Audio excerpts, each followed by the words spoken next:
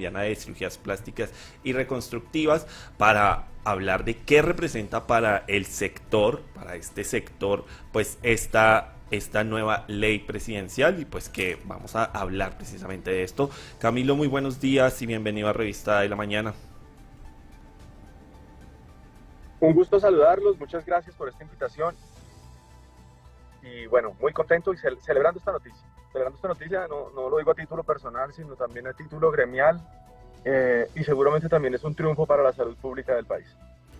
Empecemos hablando por qué precisamente pues se celebra esta decisión, qué causaban los biopolímeros en el cuerpo humano para que pues desde una sociedad gremial pues se celebre y pues se acojan de manera muy positiva esta ley. Bueno, aclaremos que los biopolímeros no son sustancias médicamente aprobadas, no tienen ningún uso clínico basado en evidencia. Y tercero, ningún profesional acreditado utiliza estas sustancias. Y quienes y lo han hecho de manera absolutamente fraudulenta porque, insisto, jamás han tenido aprobación para uso en seres humanos. Estas sustancias son unas estructuras químicas que han sido aprovechadas para rellenar y dar volumen, insisto, nuevamente de manera fraudulenta, que generan una reacción inflamatoria muy importante en los tejidos. De hecho, pueden producir muerte de los tejidos, es decir, un asunto que se conoce como necrosis. Segundo, una inflamación que dura años a lo largo de los lugares de aplicación. Tercero, migración, porque esas sustancias van migrando. Por ejemplo, normalmente cuando las personas que con manos criminales han usado esas sustancias y las aplican en los glúteos, eso termina migrando hacia los muslos, hacia las pantorrillas, es muy desafortunado. Incluso pueden tener migración hacia el canal rectal, o sea, hacia el recto, y también hacia el canal vaginal, lo cual se convierte en una verdadera tragedia para las personas. Ahora, ¿qué es lo que ocurre? Que cuando aplican estas sustancias, engañan a las personas, y no digo pacientes porque no son sus pacientes, porque realmente no puede uno hablar que haya una relación médico-paciente, sino más bien a los clientes, ¿no? Pongámoslo entre comillas, que engañan, y les dicen que son sustancias absorbibles o que son vitaminas, bueno, en fin, y las personas caen, confían, los otros se aprovechan de su buena fe y posteriormente poder recuperar a los pacientes después de aplicaciones de estas es muy complicado. Usualmente los que mejor les va, que lo aclaro, esto es un problema para toda la vida, usualmente. Se maneja con medicamentos para controlar la inflamación cuando la aplicación es escasa. Cuando la aplicación es grande, se requieren incluso grandes procedimientos reconstructivos que implican obviamente riesgos para las personas. Entonces por eso celebramos. Camilo, bajo este reconocimiento de esta ley, pero sin embargo hubo en Colombia bastantes víctimas de este tema de los biopolímeros. ¿Por qué se llegaba hasta este punto de acceder al uso de los biopolímeros? ¿Es el tema más económico, de rapidez, de vanidad? ¿Qué pasaba para que las personas decidieran llegar al uso de biopolímeros? Sí, yo creo que aquí quienes menos responsabilidad tienen pues son las víctimas, ¿no? Porque ellos confían, insisto, en instituciones o en locales comerciales que están abiertos al público, entonces la gente supone que eso tiene algún tipo de regulación. ¿Cuál es el problema que nosotros tenemos? Las instituciones que están reguladas son las que están adscritas o habilitadas ante las secretarías de salud, ya sean distritales, como en el caso de Bogotá, o departamentales. Entonces, esas instituciones, esas IPS, claramente están vigiladas, pero los centros de estética que no necesitan estar dentro de los sistemas de habilitación, algunos centros de estética, y no quiero generalizar, sino algunos de ellos, aprovechan que como no están regulados por las secretarías de salud. ¿Por qué no están regulados? Porque ellos no tienen por qué realizar ningún procedimiento médico, entonces no tendrían por qué estar regulados, ¿cierto? Pero entonces algunos de estos lugares aprovechan esa situación para realizar procedimientos fraudulentos, y digámoslo con la palabra que es, procedimientos criminales, están violando la ley y ponen en riesgo la vida de las personas. Entonces, claro, hay un asunto económico, por un lado, un asunto de desconocimiento de la ciudadanía, y en eso hay que insistir en un elemento pedagógico, y es que está prohibido que en los centros de estética o en cualquier lugar que no tenga las estrellas de habilitación, si ustedes ven, cuando vayan a cualquier IPS, a cualquier consultorio, siempre debe tener unas estrellas, unos distintivos de habilitación que permiten que se realicen procedimientos. Si van a un lugar que no tiene esos distintivos, evidentemente hay que evitar cada estación, de pronto por el precio o por la motivación comercial que genere quien los vende, realizarse este tipo de procedimientos que yo no diría que son ni procedimientos médicos ni procedimientos estéticos, sino procedimientos que por modificar la corporalidad terminan generando lesiones personales. Por eso esto ya quedó tipificado claramente como un delito conexo a las lesiones personales, además con secuelas permanentes, porque esto no es, ¿qué les digo yo? Como un raspón, ¿no? Alguien se cae y se raspa y ya después desaparece. No, estos son las que duran años y como les he mencionado, hay personas que tienen secuelas durante el resto de su vida. Buenos días. Hola. Hablemos un poco también de ese marco normativo para proteger a las víctimas de biopolímeros en el país, ¿no? Porque también se busca garantizar el tratamiento tanto psicológico como físico, pues para las personas que hayan resultado afectadas por estos procedimientos y que además también pues van a estar incluidos en el plan de beneficios de salud.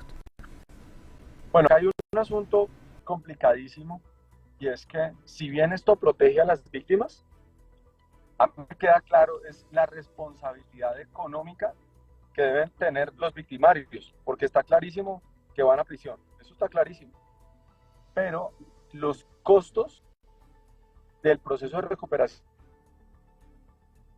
que no son una, ni dos, ni tres, ni cuatro intervenciones, se llama son intervenciones de alto costo, porque son intervenciones reconstructivas de los casos, y además necesitan tomar crónicamente medicamentos. Entonces, la responsabilidad de los victimarios no solamente está en el orden de las secuelas físicas que dejan en la vida de las personas, sino también en un impacto financiero sobre el sistema de salud. Entonces tienen una doble responsabilidad. Implica también que obviamente tiene que seguramente haber algunas apropiaciones de recursos, no sé, todavía no es muy claro cómo va a manejar esto el sistema de salud para todos estos nuevos procedimientos reconstructivos y todas las víctimas, porque es que son miles que hay en el país, miles, no son cientos, son miles de secuelas de biopolímeros en diferentes regiones del cuerpo, en la cara, por ejemplo. También secuelas de aplicaciones en las extremidades, en los glúteos. Entonces creo que viene un punto muy importante y lo otro que me parece vital es que a medida que se vaya ya reglamentando esta norma, hay una claridad sobre la retroactividad que tiene esto e insisto, las responsabilidades que van a tener los victimarios, no solamente con a quienes les han inyectado estas sustancias, sino también con el resto de los colombianos, porque esto implica, como les digo, afectaciones también a las finanzas del sistema de salud. Doctor, buenos días. Bueno, y siguiendo esa línea de ruta, y obviamente donde ya hay dos protagonistas, el victimario y por supuesto la víctima dentro de todos esos, los cambios físicos que se quiere dar, ¿será que en Colombia, y además porque Colombia es potencia en las cirugías estéticas, ¿será que es necesario que nosotros como sociedad, como pueblo colombiano, tengamos que generar como una guía, una línea, un conocimiento donde digan a las personas que vienen a hacerse esos tratamientos o los mismos que están aquí en Colombia, que deberían optar, cuál es su forma de actuar o qué deberían hacer si se quiere hacer este tipo de procedimientos? Sí, pues, a ver, hay varias situaciones. La pregunta me parece muy relevante porque tiene dos aristas. Uno es que tenemos una carencia y es una regulación de esta especialidad en el país. Colombia solo tiene reguladas dos especialidades médicas, que son la radiología y la anestesiología. Cirugía plástica no está regulada. Eso quiere decir que un ginecólogo, o un médico general, o un neurocirujano, o un ortopedista puede realizar cirugías plásticas y no es ilegal. No es ilegal. No existe ninguna frontera que reglamente esa situación. Entonces eso genera muchos problemas, muchísimos problemas. Y lo segundo es que sí es muy importante que la gente se documente en que el profesional que vaya a realizar su procedimiento sea un profesional acreditado. Hay una manera de cerciorarse de eso y es que pertenezca a la Sociedad Colombiana de Cirugía Plástica. Eso ya por lo menos a la persona le da una garantía de que el profesional que lo va a operar tiene unos títulos que han sido verificados por el Ministerio de Salud, que cuenta con unos estudios que han sido documentados, que han sido evaluados por un grupo de profesionales y especialistas de la Sociedad Colombiana de Cirugía Plástica que han revisado que eso sea real, ¿sí? El otro asunto, que están habilitados, ¿no? Entonces, y ahí viene otro elemento que pueden mirar. O sea, la sociedad obviamente tiene todas esas cosas en cuenta, pero adicionalmente también pueden revisar dentro de, hay una base de datos que puede revisar cualquier persona, no tiene que ser colombiano, que se llama el RETUS. Entonces el RETUS es una base de datos que tiene el sistema de salud, donde el profesional, todos los profesionales aparecemos ahí, y dice nuestra especialidad, y sale el consultor, sale toda nuestra información. Entonces, si una persona que les va a realizar un procedimiento no aparece en el RETUS, ya hay que descartarlo de entrada. Si no está en la Sociedad Colombiana de Cirugía Plástica, hay que preguntarse, bueno, ¿y por qué no está en la Sociedad Colombiana de Cirugía Plástica? ¿No? Entonces yo creo que esos elementos de juicio son claves para cuando se va a tomar la decisión de realizar un procedimiento. Y no quiero dejar ahí de lado, resaltando ese primer punto que les mencioné, y es en la insistencia de requerimiento que tiene el país de regular estas especialidades. Esta especialidad, perdón.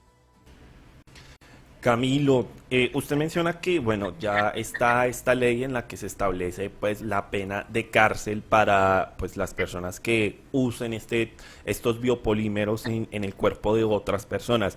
Sin embargo, me gustaría preguntarle si usted considera que se vuelve necesario también por parte de las autoridades de salud, pues, fortalecer, digamos, un poco las sanciones o esta misma ley, para que temas como usted lo mencionaba de recuperación de las víctimas pues también se vea acompañada por la misma ley. Es que, mire, yo les cuento, hablemos del rol de las IPS y el rol de las instituciones públicas de salud, ¿no? De las instituciones de inspección, vigilancia y control, que son dos escenarios distintos. Por ejemplo, en las IPS normalmente se hace pedagogía, constantemente se hace pedagogía, en la consulta se hace pedagogía.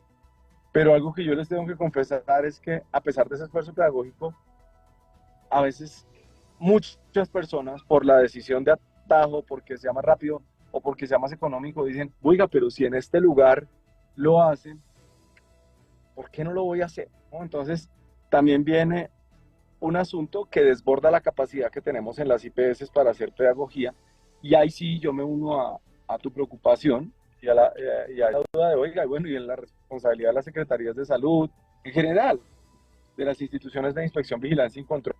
¿Dónde está? Yo sí creo que es necesario que se realicen constantemente campañas pedagógicas donde se expliquen los riesgos a los cuales se somete una persona que decide aplicarse estas sustancias.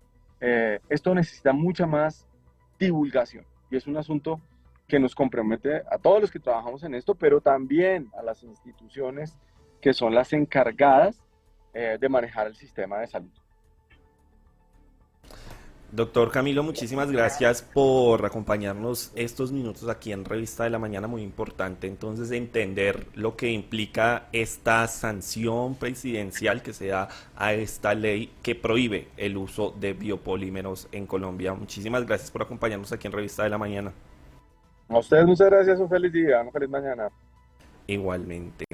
Pues ahí está, Gio, la situación que pues muchas personas tuvieron que atravesar por el uso de biopolímeros en sus cuerpos y que de alguna forma pues generó unas alteraciones bastante preocupantes en su sistema y pues que hoy ya a través de la sanción de esta ley se prohíbe el uso de biopolímeros en el país. Claro, además